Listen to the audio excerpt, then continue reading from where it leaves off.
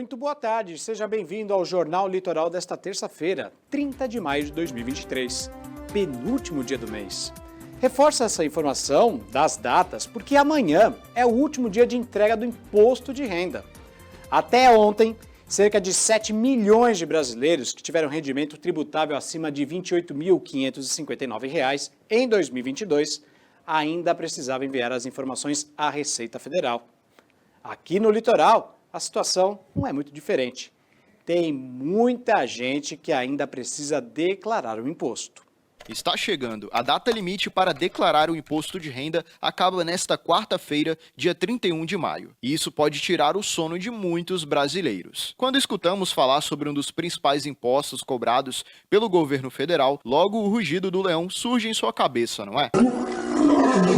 Mas não se preocupe, a TV Cultura Eleitoral conversou com um especialista do assunto para tirar as principais dúvidas sobre o tema. A declaração anual do imposto de renda é onde a Receita Federal apura o imposto de renda já pago no ano anterior e, a partir dali, com essas informações, o programa da Receita Federal estipula se o contribuinte tem imposto a pagar ou a restituir. Atualmente, o IR é um dos impostos mais importantes do Brasil. De acordo com o relatório da Receita Federal, somente em 2022 ele fechou o ano com uma arrecadação de 2,1 trilhões de reais. Mas, afinal de contas, quem tem a obrigação de pagar essa carga tributária? O principal critério para a obrigatoriedade da declaração do imposto de renda é justamente a renda. Se a renda do ano calendário de 2022 for superior a R$ 28.559,70, o contribuinte já tem a obrigatoriedade da entrega da declaração.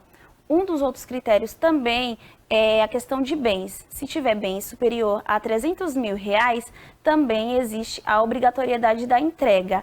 Dentre esses, existem outros motivos e que a pessoa pode estar consultando no site oficial da Receita Federal. Esse ano, os brasileiros tiveram entre 15 de março e 31 de maio para regularizar e revelar ao governo seus bens materiais, como imóveis, carros e renda anual obtida no ano anterior. Mas mesmo com a folga de mais de 2 meses, muitos deixam para acertar tudo na última hora. Após a data da obrigatoriedade da entrega da declaração do imposto de renda, a pessoa, o contribuinte, ficará obrigado a pagar uma multa no valor de R$ 165,74. Se mesmo assim ela não entregar a declaração, mesmo que em atraso, a Receita Federal poderá notificá-la.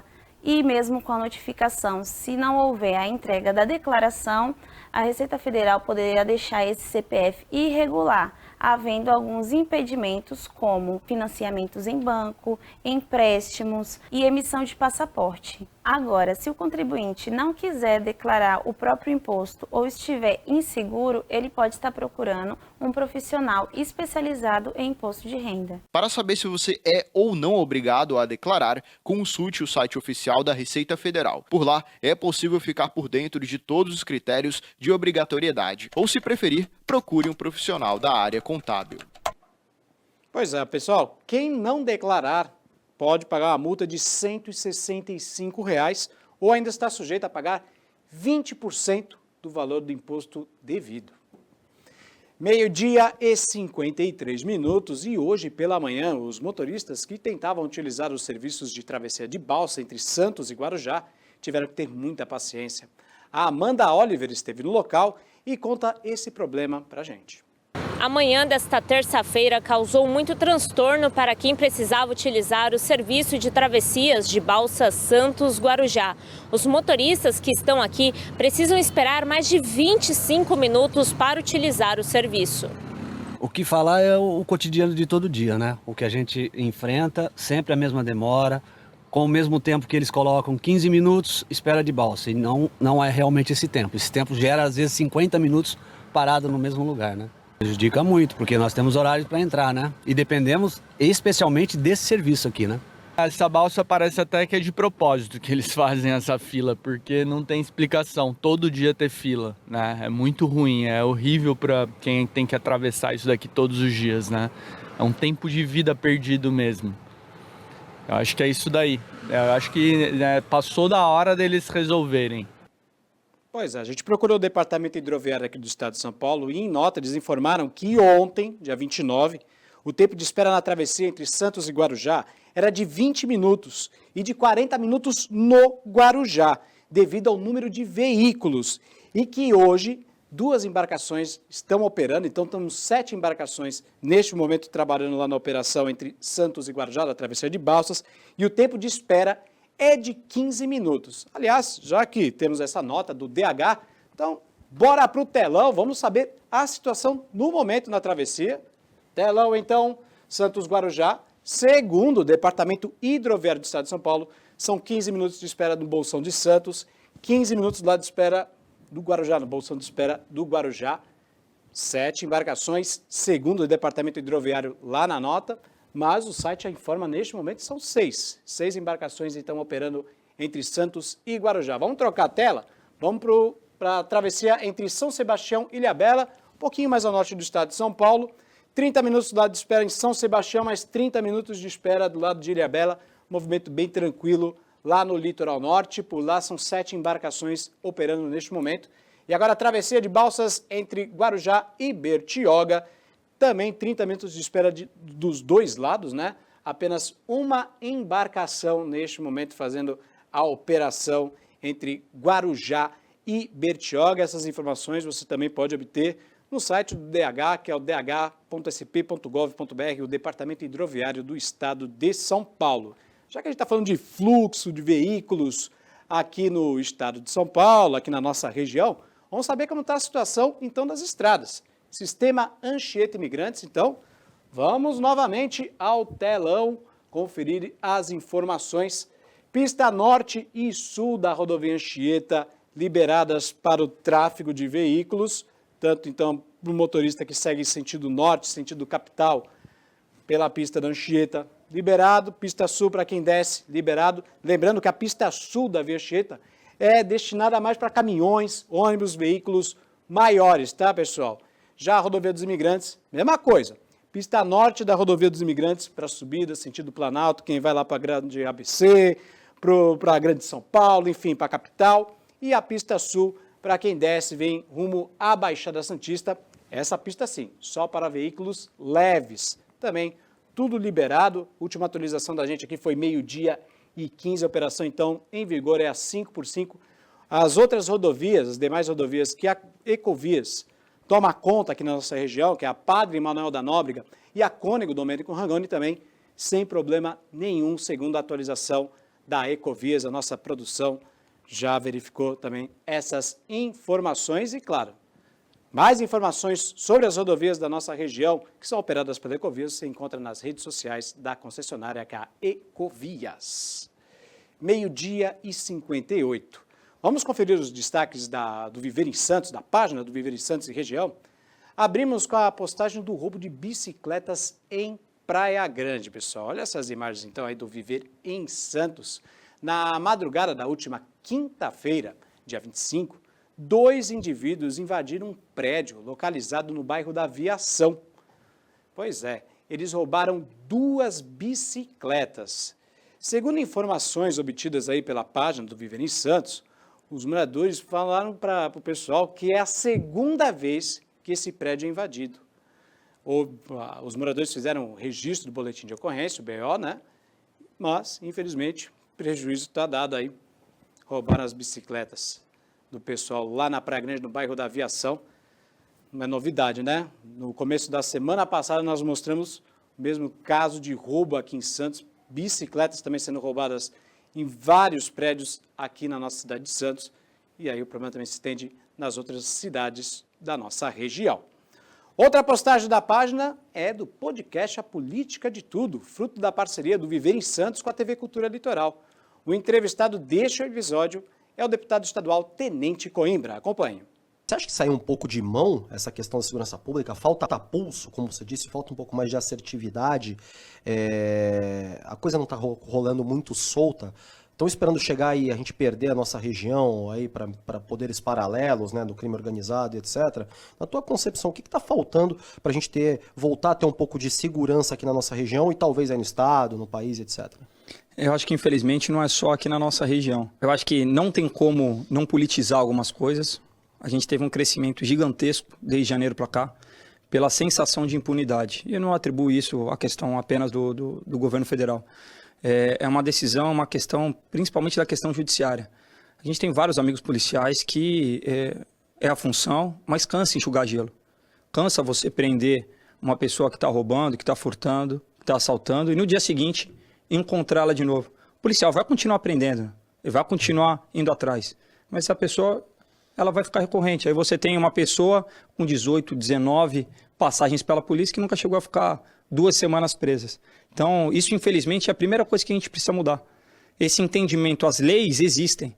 Infelizmente, é o próprio entendimento do judiciário que cria diversos mecanismos e diversas formas de praticamente incentivar a questão do crime. A gente não pode olhar a segurança pública como um pote único, né? As pessoas que vão para a parte criminal, elas se desviam do caráter. Mas se você tem o Estado presente, principalmente naquelas com mais necessidades, você blinda algumas coisas. Pois é, então, Tenente Coimbra, então, no episódio do podcast A Política de Tudo, esse podcast disponível nas redes sociais do Viver em Santos, pessoal. Acesse facebook.com/Viver em Santos e região e no Instagram procure o @Viver em Santos e região. 1h, 1 minuto. Veja a seguir as informações do portal Costa Norte e o quadro Visão Estratégica com a empresária e publicitária especialista em marketing, Marla Souto. 1h, 1 minuto. Voltamos já, não sai daí.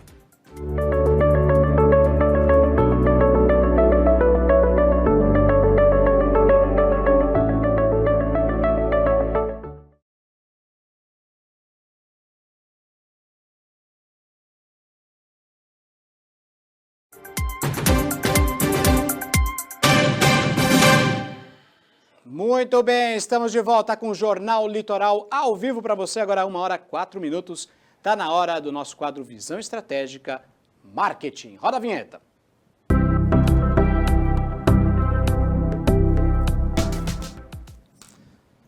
Muito bem, e para falar sobre o assunto marketing, eu estou com a publicitária, empresária e especialista em marketing, Marla Souto. Olá, tudo bem, Tudo bom, Thiago? Marla, como vai? Tudo bem. Maravilha, prazer recebê-la aqui nos nossos estúdios. Hoje o nosso tema é sobre marketing regenerativo. Afinal de contas, do que se trata? O que é esse termo, marketing regenerativo? Boa tarde mais uma vez. Pois eu até pensei, né, o que vamos trazer, né? E o marketing regenerativo, eu acho que não é algo muito abordado ainda no Brasil. E nada mais é do que um marketing pensado no futuro. A gente só extrai do planeta, né? Certo. E a pauta SG já vem falando muito sobre isso. Então, é muito importante que o marketing esteja alinhado ao futuro. O que o marketing regenerativo prega, né? A gente pensar na comunidade, no meio ambiente. Qual que é a diferença que estamos fazendo para a comunidade a qual atuamos? Certo. O que estamos fazendo para não extrair só do meio ambiente, também para recuperar. Então, é algo que não pensa só no consumo, né? O consumo, lógico, acredito que assim, né? Todo mundo, quando pensa em marketing, num primeiro momento, pensa em propaganda, em vendas e consumo. E por muito tempo, o marketing foi voltado justamente para isso, para estimular o consumo. O marketing regenerativo, ele já pensa da maneira de ensinar esse consumo, né? Então, não partir do consumo exacerbado das coisas. Um consumo consciente, pensando no futuro e, além de extrair, também regenerar e trazer um benefício tanto ambiental, para o meio ambiente, social, como para a sociedade como um todo. Inclusive, nesse final de semana, eu estava lendo o jornal Estado de São Paulo e uma marca famosa de joalherias faz até um trabalho social na Amazônia, né? Que eles trabalham com diamantes, então eles tem uma ação social dentro da floresta amazônica para ajudar essas pequenas comunidades dentro da floresta amazônica. Achei um exemplo muito bacana e é um exemplo daí de marketing regenerativo. Exatamente, né? Eles já estão extraindo da natureza, estão vendendo do que está sendo extraído. Exato. E a gente esperou, né, chegar num limite que nós extraímos 20% a mais do planeta do que, de fato, ele pode oferecer. Então, se não dermos um passo para trás, não tem como, né? Não vai haver o que extrair. E de que adianta vender se não houver pessoas, né? Não tenha dúvida é exatamente esse pensamento. Agora, Que tipo de resultado esse tipo de ação de marketing regenerativo pode representar para a empresa ou mesmo uma pessoa física? Bom, eu sou um pouco até chata com esse assunto, né? Eu acho que eu sou a marqueteira que fala muito de missão, visão e valores. Mas, para mim, o social é o novo digital. O digital já é uma realidade. Se a gente não se preocupar com as pessoas, com a comunidade, com o mundo, não vai existir mundo para a gente vender, para a gente estar aqui. Com certeza. Então, hoje, mais do que comprar um produto, as pessoas se preocupam com a marca que elas estão consumindo. Então, ao você estar engajado dentro de alguma causa, você está alinhado, né, à pauta ESG, você gera um valor para o seu cliente. Então, além de você... O mínimo que você espera quando você compra algo é que aquilo seja bom. Claro. Mas o que a empresa está fazendo a mais para contribuir com o todo, com a comunidade, com o meio ambiente, com o planeta? Então, se você tiver algo parelho, exatamente igual, de quem que você vai comprar? Você vai comprar, obviamente, de quem está fazendo diferente. Com certeza. Marla, nosso tempo é curto. Agradeço a Pois sua é. participação. Obrigada. Semana que vem, Marla está de volta aqui. Muito obrigado, Marla. Eu que agradeço. Obrigada, Thiago. Semana que vem estaremos aqui. É isso aí. Muito obrigado.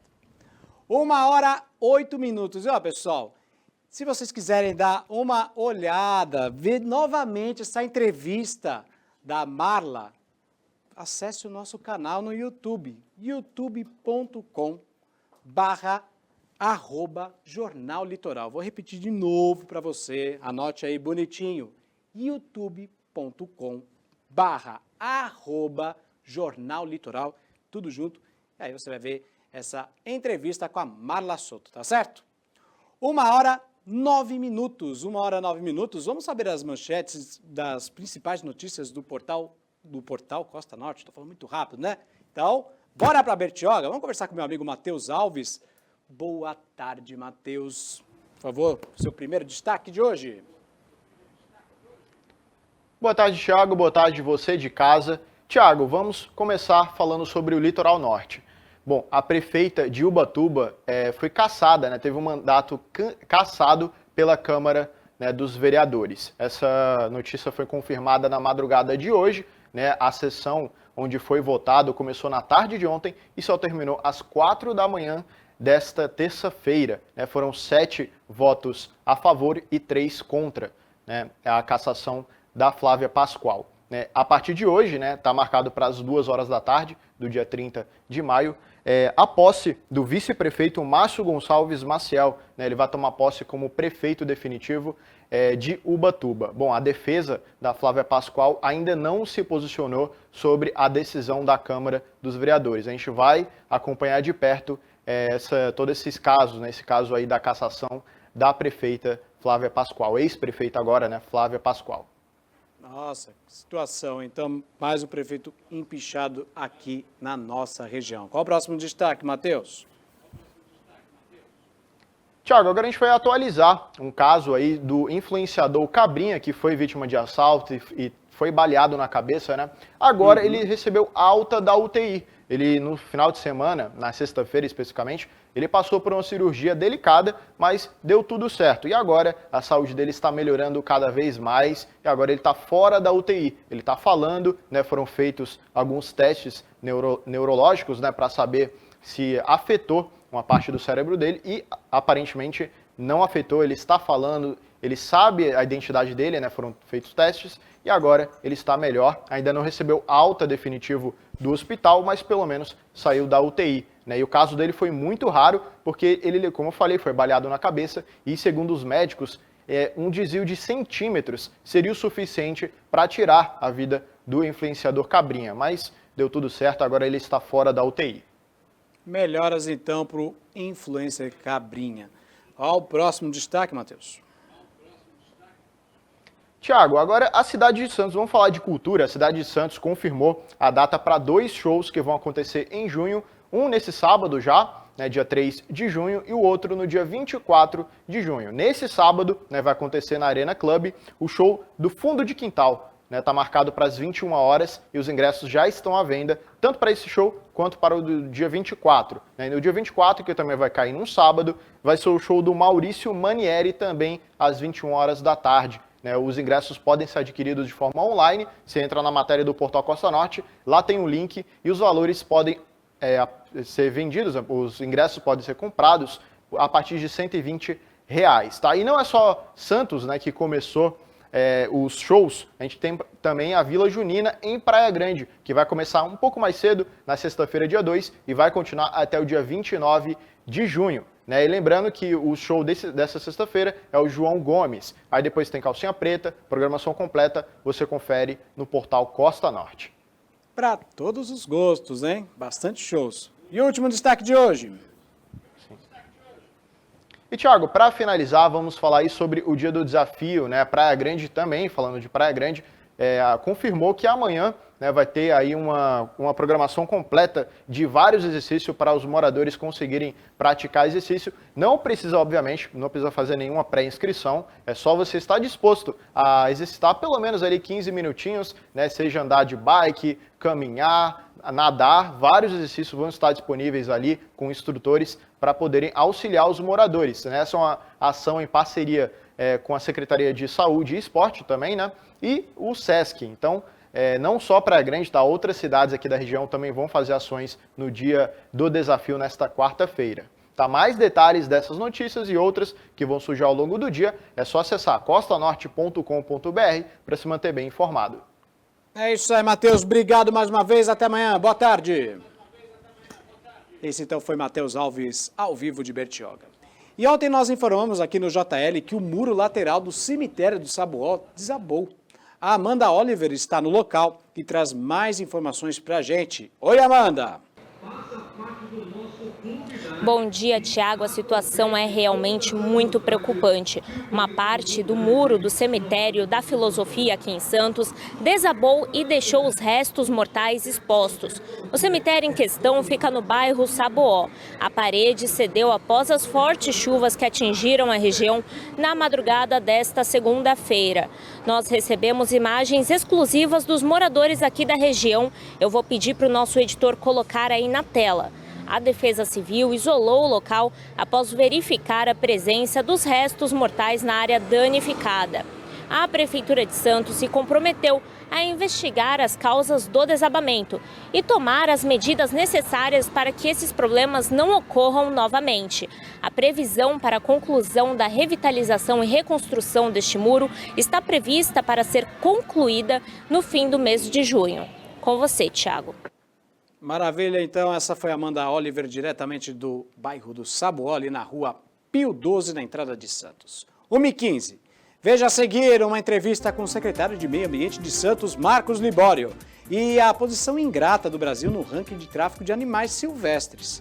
1h15, não saia daí, voltamos já.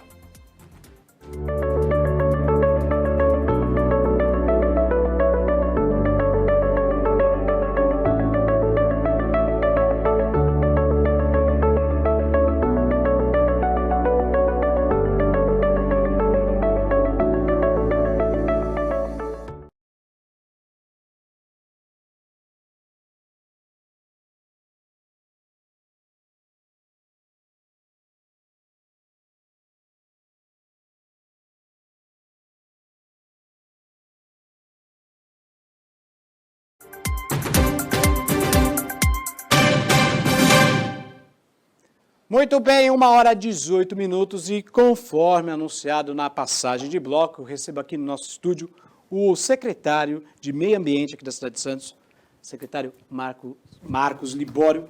Boa tarde, secretário. Boa tarde, Thiago. É um prazer recebê-lo aqui na nossa bancada do Jornal Litoral. E o tema, é claro, vamos falar sobre o meio ambiente. Estamos chegando no mês de junho, datas muito importantes, chegando aí 5 de junho, o Dia Mundial do Meio Ambiente, dia 8 de junho também, uma data super especial de proteção aos oceanos, né? Inclusive, o senhor esteve na Europa, em Paris, participando de um fórum super importante a respeito do combate à poluição marinha, principalmente de plásticos. Gostaria que o senhor falasse para a população, o pessoal que está acompanhando a gente aí no telejornal, o que foi apresentado lá e fale também para o pessoal o trabalho exercido aqui na cidade de Santos, né? O que a cidade de Santos faz para combater o lixo marinho, principalmente plástico, né? É impressionante como tem plástico hoje em dia na praia, no oceano, enfim. Boa tarde, secretário. Olha, o tema realmente é super importante, né? Essa questão de você procurar soluções para a poluição dos plásticos nos oceanos, ele é fundamental. Eu pude estar em Paris representando Santos, a única cidade brasileira realmente que estava nesse fórum ali, e a gente chegou até lá, eu acredito, pelos resultados apresentados e por tudo aquilo que Santos tem feito na busca por uma solução.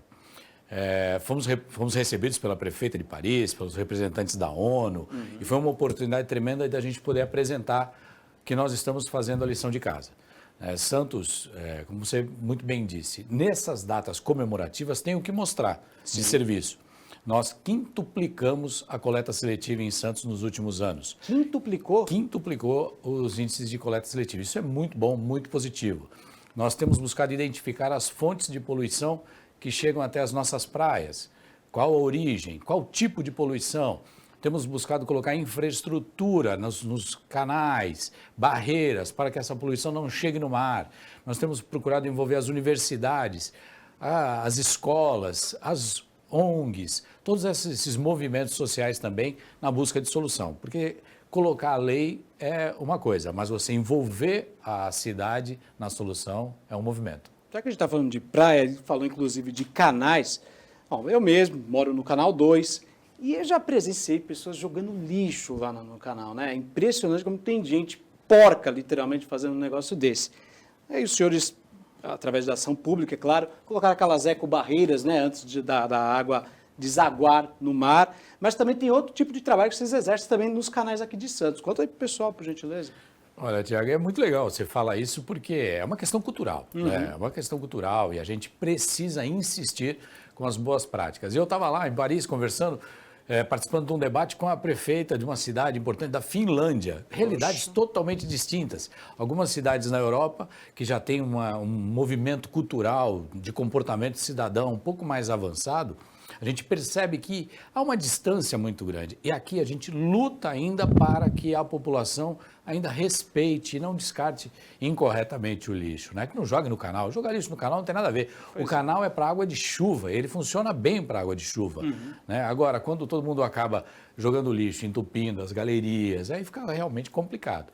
O que a gente tem feito? A gente tem investido em fiscalização, uma fiscalização forte, né, buscar detectar pontos de possíveis contaminação nos canais e aí corrigir os problemas e, principalmente, envolver a comunidade nas soluções, no descarte correto. Agora, falando de água pluvial, também tem um sério problema. Gente, adoro bichos, tenho bichos em casa, tenho gato, cachorro, mas também tem um pessoal que sai com um cachorrinho passear na rua e aí o cachorro, infelizmente, solta as fezes na calçada. Isso também contribui para a poluição no mar. Ou só nas fezes na calçada, ou então acaba jogando no pé da árvore, sim, né? Sim. Faz aquela coisa que é só psicológica para ele, porque tira de um lugar e coloca no outro, no pé da árvore, quando se bate uma chuva, vai para dentro do canal também. E Santos dispõe de vários totens, nós instalamos vários totens para recolhimento das fezes dos animais. Isso realmente acaba ajudando, contribuindo, para que possa ter uma organização disso. Jogar a culpa no animal não dá. Então, a gente trabalha muito com o tutor, com o dono do animal, para que possa ajudar a cidade a ficar limpa também, né? Com certeza. Agora, a respeito das mudanças climáticas no planeta, né? Santos também tem um trabalho efetivo nisso, se preparando, né? Afinal de contas, nós estamos no litoral e existe toda uma notícia de que o aquecimento global faz com que as geleiras derretam e que o mar possa subir nos próximos anos. Que tipo de trabalho a Prefeitura de Santos, o Poder Público aqui na cidade, está exercendo para que a gente possa minimizar esses impactos, possa mitigar um pouco desse problema? Olha, tem tudo a ver com esse evento que está acontecendo também em Paris, com você evitar a poluição plástica, o desperdício de plástico, o consumo de combustíveis fósseis. E aqui em Santos a gente tem trabalhado muito, houve o lançamento do Plano de Ação Climática em Santos, onde a gente trabalha com o risco nas encostas, né? Cada vez mais nós vemos uma chuva intensa, forte, em um curto período de tempo, e a ocupação das encostas acaba levando a população a risco também. Inauguramos O prefeito Rogério Santos acabou de inaugurar a estação elevatória na zona noroeste também, que justamente para ajudar em todo o sistema de drenagem, porque ali na zona noroeste a cota, a altura, ela é quase na altura da maré, então precisa realmente ter bombeamento. São ações que as mudanças climáticas afetam o funcionamento da cidade. O nosso desafio, e esse tem sido, é manter a cidade funcionando mesmo com as mudanças climáticas e investindo também nas mudanças de hábitos e atitudes. Agora, secretário, as pessoas conhecem Santos pela praia, principalmente pela praia e também pelo Santos Futebol Clube, afinal de contas, somos grande parte aqui da cidade torcedores do Peixe, conhecido nacionalmente. Mas, não apenas praia nós temos, mas temos uma área lindíssima, super preservada de área de Mata Atlântica, que é a área continental de Santos, né? Pouca gente conhece, tem cachoeiras. Enfim, o que o poder público, a prefeitura, a secretaria que o senhor comanda, faz para que a gente possa explorar essa área de uma forma sustentável? Olha, Santos tem um tremendo potencial turístico, ambiental, nessa área de preservação também. Nós precisamos buscar o equilíbrio, sempre o equilíbrio, porque a Mata Atlântica é um dos biomas mais afetados. De toda a sua área, só restam apenas 13%. Sim. Em Santos, nós temos 76% de Mata Atlântica preservada. O que acontece? A gente precisa, de alguma maneira, promover o reflorestamento daquilo que foi invadido, promover o turismo, que seja um turismo adequado, desenvolvimento equilibrado em algumas áreas, para que possa ter a preservação. Ou a gente planeja e ocupa de forma ordenada, ou vai acontecer o que aconteceu no resto do país. Então, em Santos, nós lançamos o Plano Municipal da Mata Atlântica, que já dá contornos de uma ocupação sustentável para essas áreas de preservação. Perfeito. Então foi o secretário Marcos Libório, mais uma vez agradeço a sua presença, tempo é curto, passa rápido, obrigado, a casa está aberta aí para qualquer esclarecimento, tá ok, secretário? Eu que agradeço a oportunidade. Perfeito. Então esse foi o secretário de Meio Ambiente aqui da cidade de Santos, Marcos Libório. Você pode rever a entrevista do secretário aqui no nosso canal no YouTube. Então acesse youtube.com/Jornal Litoral, tudo junto. Vou repetir novamente, youtube.com/Jornal Litoral, a entrevista então do secretário de Meio Ambiente de Santos, Marcos Libório. 1h26, 1h26. E o tráfico de animais silvestres é o terceiro maior do mundo, ficando atrás apenas dos tráficos de drogas e armas. A pena máxima no Brasil é de 1 ano de prisão. Na visão de especialistas, isso faz com que os responsáveis pelo mercado ilegal sigam causando desequilíbrio na natureza. Essa é uma tartaruga mordedora, uma espécie norte-americana que não existe no Brasil. Esta cobra, que apresenta feridas no corpo, também não. Elas fazem parte de um grupo de 95 animais silvestres e exóticos apreendidos pela Polícia Civil em 2 casas de Moema, na zona sul de São Paulo, no último sábado. Todos foram trazidos para este centro de triagem da Prefeitura da capital, que recebe e cuida dos animais. Muitos deles chegam em péssimo estado de saúde. Este é um jacaré do papo amarelo apreendido pelas autoridades. A hipótese é de que ele tenha pelo menos 20 anos. Nessa idade, ele deveria ser maior. Mas as condições precárias do cativeiro fizeram com que o animal tivesse problemas de desenvolvimento e ficasse, inclusive, anêmico. Depois de tratados, os animais são avaliados para saber se têm autonomia para voltar ao habitat natural. Boa parte desses animais são animais exóticos que a gente não vai conseguir soltar. E aí a gente teria que buscar cativeiro, zoológico, algum lugar que possa receber esses animais e manter eles com dignidade. Desde 1998, a Lei de Crimes Ambientais proíbe venda, compra e criação de animais silvestres e exóticos sem autorização dos órgãos competentes. O homem que se declarou responsável pelos 95 animais apreendidos vai responder por crime ambiental. A pena é de 6 meses a 1 ano de prisão. É uma pena pífia, torna o crime de menor potencial ofensivo. Então, infelizmente, a gente não tem um tipo penal específico para o tráfico de animais silvestres, tá?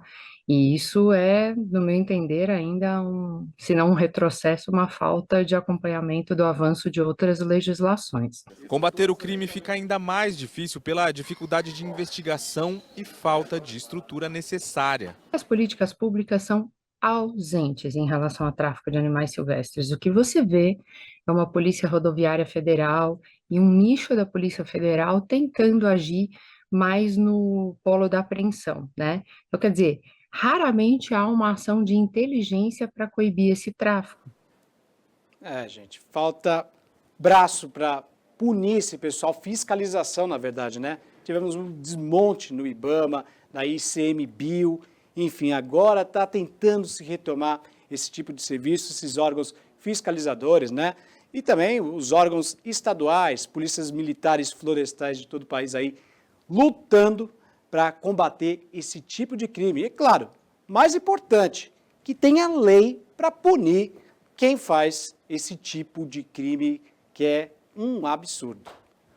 1h29, 1h29 e acabou o JL de hoje. Reveja essa matéria e o nosso conteúdo no youtube.com/Jornal Litoral. Vou repetir de novo para você, é meio complicado, vamos de novo. youtube.com/Jornal Litoral. E as notícias da nossa região estão no portal Costa Norte. Acesse costanorte.com.br.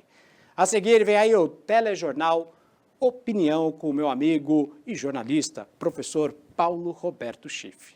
Agradeço a sua companhia, uma boa tarde e a gente volta amanhã. Tchau!